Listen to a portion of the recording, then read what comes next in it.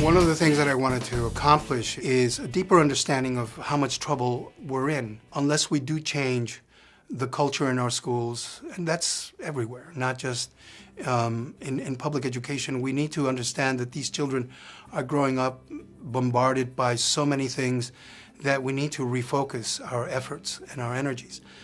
Too often, public education has become a place that people say, this is why our nation isn't functioning.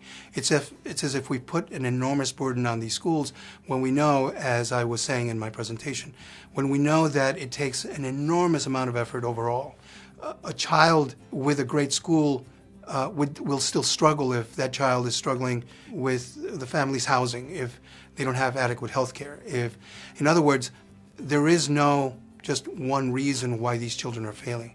It's a failure of public policy in general to address the needs of the poor. Public schools are under enormous pressure to deal with the kinds of kids that NAIS has been very successful with. And my query is why? How have you done things that schools everywhere could do? Why have schools missed the mark with so many of these kids? Why do these kids end up being throwaways?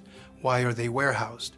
Versus why can't we spark some degree of confidence and achievement with these children? Because we know it does work. We know that when a school works for these kids work for that school and work for this country. And I think that question has become more and more crucial these days because we have a nation that has lost its way in many ways. It's lost its sense that all the children that it needs to educate are our children. We somehow feel that it's them against us, and it's caught up in politics that have little or nothing to do with saving these kids.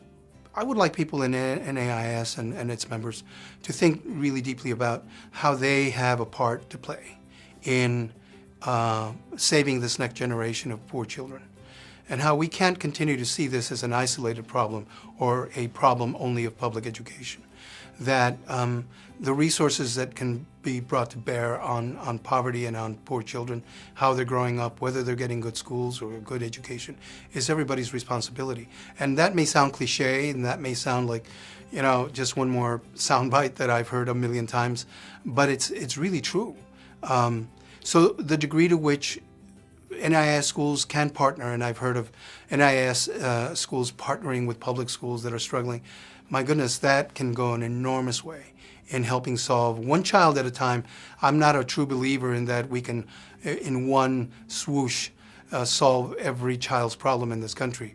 But I really am a believer in solving the problems of one child at a time.